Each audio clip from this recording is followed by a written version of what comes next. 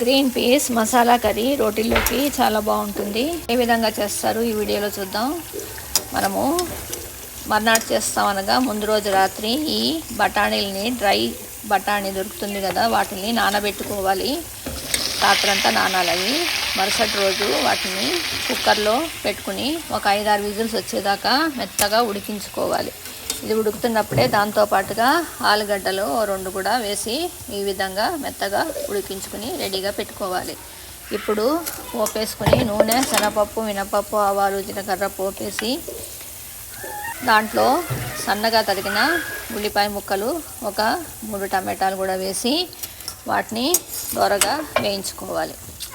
వేయించుకున్న తర్వాత మనము స్మాష్ చేసి పెట్టుకున్న ఆలుగడ్డలు, తర్వాత ఈ బఠానీలని గ్రైండ్ చేసుకుంటే మెత్తగా అవుతుంది.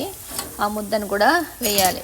అవి వేసిన తర్వాత బాగా చిక్కగా అవుతుంది కాబట్టి కాస్త నీరు పోసి దాంట్లో తగినంత ఉప్పు, కారం, చిటికెడు పసుపు వేసేసి బాగా మరగనివ్వాలి. కొంచెం దగ్గర పడేదాకా.